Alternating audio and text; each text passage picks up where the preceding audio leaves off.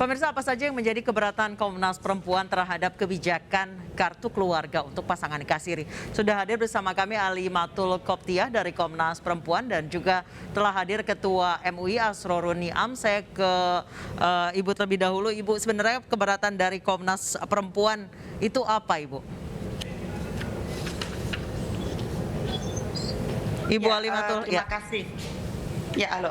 Ya, terima kasih Mbak. Jadi begini ya, terkait dengan persoalan pencatatan pernikahan, itu kan dilakukan untuk mengurangi kemudorotan, untuk mengurangi kerentanan terhadap perempuan. Karena itu tidak cukup dengan sah menurut agama, tetapi juga sah secara negara. Karena pencatatan pernikahan itu menjadi sesuatu yang sangat penting untuk mengurus administrasi lainnya gitu. Karena kemudian dia tercatat, diakui sebagai anak yang sah dari suami istri yang sah, lalu kemudian bagi anak, bagi perempuan pun itu pun juga akan memperkuatkan ya untuk pemenuhan hak-haknya gitu. Kemudian apa sih Bu sebenarnya keberatan dari Komnas Perempuan bahwa orang nikah siri ini bisa punya kakak, sebenarnya apa saja keberatannya? Mungkin kita perlu berpikir dulu tidak kemudian keberatan atau tidak keberatannya ya Mbak ya, tapi kita lihat dulu ini pernikahan siri yang dimaksud itu apa, kan gitu ya. Apa latar belakangnya yang memunculkan aturan itu gitu.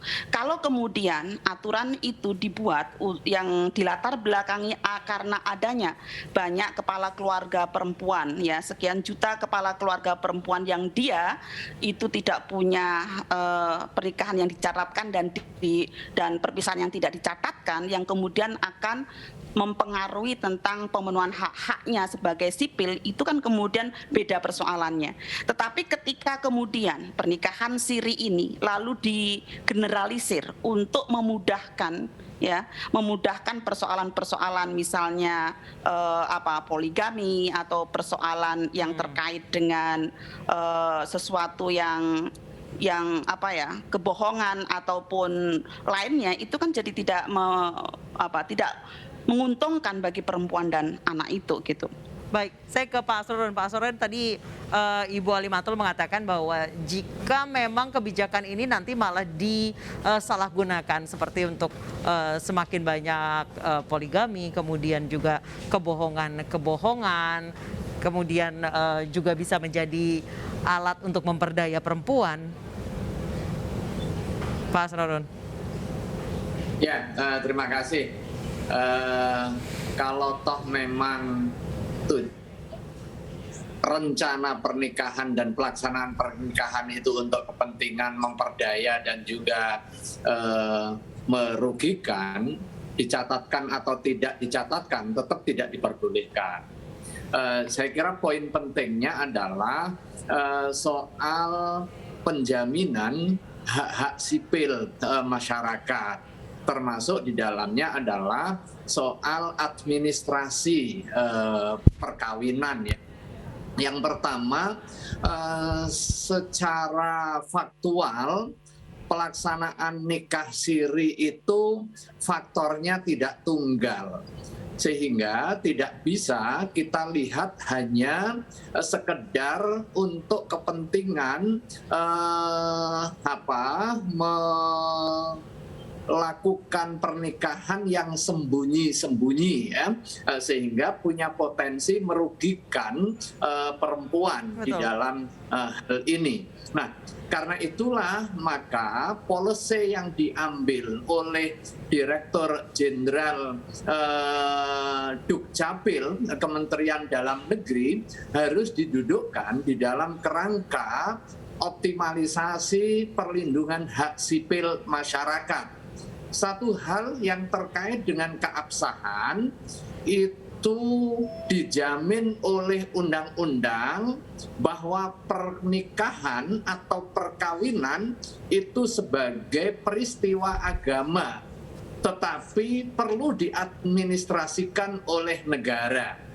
Karena dia peristiwa agama, maka keabsahannya itu ditentukan oleh ketentuan keagamaan. Nah, ketika syarat rukun pernikahan terpenuhi, maka absah pernikahan itu, sekalipun dia tidak dicatatkan. Nah, pencatatan tidak berpengaruh kepada keabsahan atau ketidakabsahan. Nah, logika ini yang kemudian dirumuskan di dalam Undang-Undang 1 tahun 74 tentang perkawinan, khususnya pasal 2 ayat 1 dan juga ayat 2. Jadi, undang-undang kita tidak mendikotomi antara sah secara agama dan sah secara negara. Negara tidak mengambil posisi keabsahan, tetapi negara mengambil posisi mengadministrasikan. Nah, ketika kita pahami bahwa pelaksanaan nikah siri dalam pengertian pernikahan yang terpenuhi syarat rukun pernikahan sesuai dengan ketentuan agama, dalam hal ini misalnya ketentuan keagamaan Islam sesuai dengan fikih munakahah, maka dia sah secara keagamaan dan itu juga diakui oleh undang-undang. Tetapi poin berikutnya ada keharusan pencatatan untuk kepentingan administrasi. Orang yang tidak mencatatkan ada beberapa faktor. Bisa jadi faktor yang tadi yang disebutkan karena pengen menghindarkan diri dari kewajiban-kewajiban. Atau pengen, nah poin yang ini harus dicegah. Nah, tetapi ada juga faktor yang lain. Karena persoalan akses administrasi untuk menuju pencatatan perkawinan, kita juga harus melihat kondisi faktual di beberapa daerah, dia ada kesulitan. Maka kemudian kehadiran policy baru yang disampaikan oleh Dirjen Dukcapil menjadi sangat relevan. Dan karena itulah kemudian saya secara personal berkomunikasi dengan Dirjen untuk mengklarifikasi apa maksud dan tujuannya. Nah, itu dia. Saya kembali ke Ibu Alimatul. Ibu Alimatul, dalam jika nanti kebijakan ini diterapkan, apa poin-poin yang harus ditambahkan agar kemudian tidak disalahgunakan oleh pihak laki-laki? Mungkin ya, baik. Terima kasih, Mbak. Jadi mungkin kita juga bisa menggunakan alternatif lain ya. Misalnya kalau persoalannya tadi tidak dicatatkan karena biaya isbat misalnya ya, ya mungkin bisakah isbat itu digratiskan? Itu ya misalnya. Kemudian yang kedua, mungkin perlu penjelasan juga yang lebih komprehensif terkait dengan persoalan ini. Ya kami juga memahami ya Mbak ya, bahwa kadang-kadang bukan hanya persoalan di dalam komunitas Islam ya, atau yang kemudian walaupun istilahnya syirik, tapi kadang-kadang kan juga ada kelompok keyakinan tertentu yang dia belum secara baik administrasinya untuk pernikahan, sehingga kan juga mengalami persoalan. Kalau misalnya tadi dilatar belakangi oleh apa tadi 2 juta yang tidak dicatatkan dan baik pernikahannya maupun perpisahannya itu kan juga mengalami kendala ya, sehingga menurut saya memang kita perlu duduk bersama dulu, jangan sampai masyarakat itu bingung.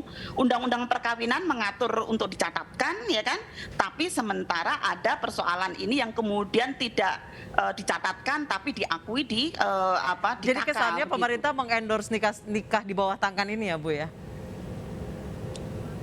Ya mungkin kita tidak bisa langsung menyimpulkan seperti itu ya, karena kan pemerintah kan juga masih ada undang-undang perkawinan ya Mbak ya.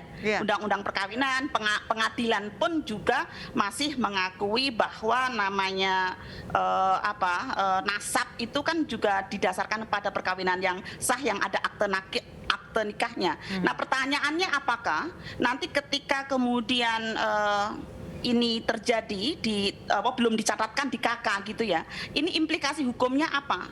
Apakah kemudian si anak ini di dalam aminduk lainnya ya itu juga diakui sebagai anak kedua orang tua itu gitu? Nah, khawatirnya nanti ada aturan lain yang misalnya di pengadilan itu hanya mengakui bahwa ini hanya anaknya si ibu gitu, karena belum ada catatan pernikahan yang pakai akte nikah misalnya. Nah, ini perlu kita duduk bersama ya dengan Kemendagri, dengan Komnas Perempuan dan mungkin dengan MUI ya untuk membicarakan ini seperti apa. Bagi Komnas Perempuan, pernikahan itu tidak hanya cukup sah secara agama ya, tetapi juga bagaimana sara negara yang itu ditandai dengan catatan-catatan formal Baik. untuk kemudian mengakses hak-hak lainnya. Kalau dari MUI sendiri apa catatan-catatan yang diberikan ke Disdukcapil dari Kemendagri terkait dengan kebijakan ini, Pak Asrorun? Ya, terima kasih ya. Baik itu aturan agama maupun aturan positif kita tidak merekognisi dua keabsahan. Keabsahan pernikahan itu didasarkan kepada ketentuan keagamaan, itu sudah eksplisit.